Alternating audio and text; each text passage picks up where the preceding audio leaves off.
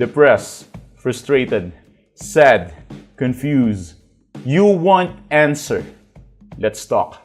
Give me a message sa page ko sa Philippine Dating Coach and you can have one-on-one coaching with Coach Baze, your dating coach. Just please subscribe to my channel and hit the bell button. Pinaka-tip ko lagi, kung gusto ninyong matutunan kung paano ibalik ang ex ninyo, kung paano manalo sa breakup, kung paano makontrol ang ex ninyo, kung paano manalo at paano maparamdam sa ex mo na siya yung talo, mas maigi kung tapusin nyo yung videos para natututo kayo. Hindi yung tipong nanunood lang kayo tapos pag tinamad na kayo tapos na. Hindi nire-reward ang tamad. Lagi nyo tatandaan. Hindi ka marireward kapag tamad ka mag-aral. Makinig ka lang sa boses ko, kahit nga wag mo nang panoorin yung video, basta pakinggan mo lang ako. I-binge watch mo lahat ng videos natin. Malaki ang may tutulong sa inyo yan kasi magkakaroon ka ng advantage paano lumaban sa ex. So, eto ang tanong. Kailan ka ba maaalala ng ex mo? Ito ang sandali na biglang maaalala ka ng ex mo. So, may mga araw kasi na hindi ka talaga niya maiisip. Pero may mga sandali na bigla ka rin babalik sa isip niya. So, hindi naman linear ang pag-move on. Merong moments na babalik ang alaala.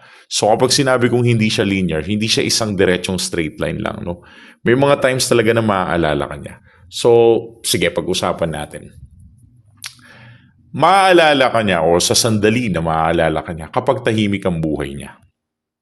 Unang-una yun. Kapag wala ng distraction.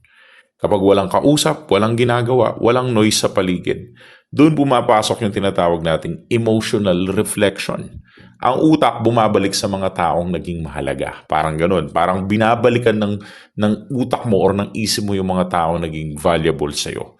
Number 2, sa sandali na kapag may nakaalala sa kanya ng ikaw. Like, halimbawa na-trigger siya tulad ng kanta, pareho din yung gusto yung kantang yun, lugar na pinuntahan yung dalawa dati, pagkain ng sabay or halimbawa paborito yung kanin or mga inside jokes.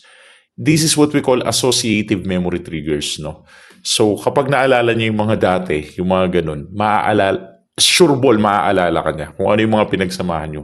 Associative memory triggers yan.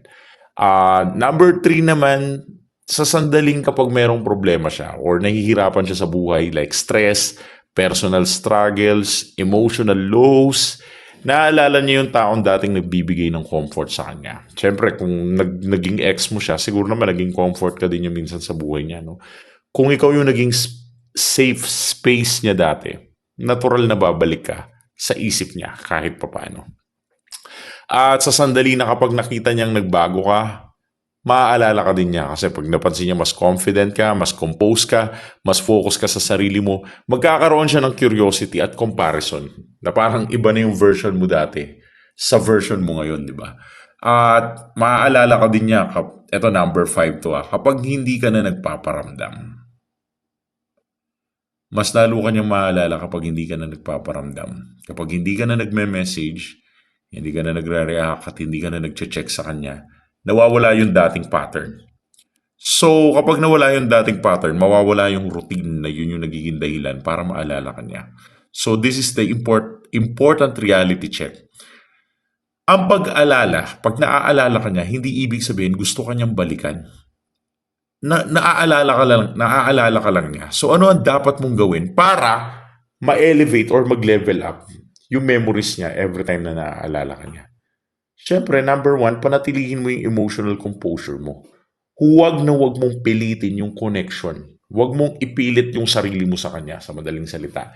Mag-focus ka rin sa personal growth mo at sa improvement mo.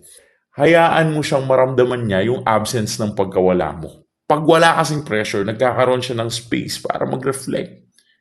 Kumbaga, hindi mo kontrolado kung kailan kanya maaalala, pero may mga sandali na kahit anong gawin niya, babalik at babalik ka pa rin sa isip niya. At minsan, sa tahimik na sandali ng buhay niya, doon niya marirealize kung gaano kakahalaga. Kaya lagi kong sinasabi sa inyo ay kalmado ka lang. Kalma lang. After breakup, lagi niyong kalmahan. Huwag kayong masyadong matakot, huwag kayong masyadong maghabol. Kalmahan niyo lang. Ito yung lagi kong comparison, di ba? Kapag tumalon ka sa isang tubig at hindi ka marunong lumangoy at merong tao nanliligtas sa'yo, Merong lifesaver na gustong magligtas sa'yo. Kapag malikot ka, kapag hindi ka kalmado, hindi ka niya maliligtas. Ang mangyayari sa sobrang likot mo, lalo kang lulubog sa tubig.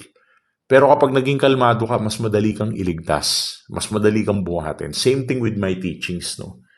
Kung sobrang kulit mo, kung sobrang likot mo, hindi mo mapigilan yung emosyon mo, para kang asong ngawa ng ngawa. Para kang asong nagwawala. Yung sobrang excited mo sa resulta or something like that, hindi yan makakatulong sa'yo. Huwag ka masyadong galaw-gaw. Huwag ka masyadong excited sa lahat mo. Kalmado ka lang, okay, easy ka lang. Mas matutulungan ka ng teachings ko kapag pinili mo maging kalmado, kapag pinili mo maging cool, at kapag pinili mo yung composure mo na tama. Sa ganung paraan, mas lalakas yung impact natin to get your ex back. So, sa private coaching session kasi, doon ko tinuturo kung ano yung advice na may bibigay ko sa'yo. How to get your ex back. So for that, clearly, mas maganda sa coaching session para at least mabigay ko yung tamang eksaktong dapat mong gawin. So give us a message sa Philippine Dating Coach kung gusto mong ibalik pa yung ex mo. Pwede naman. Give us a message sa Philippine Dating Coach and I can help you with that and one-on-one coaching. Thanks for watching.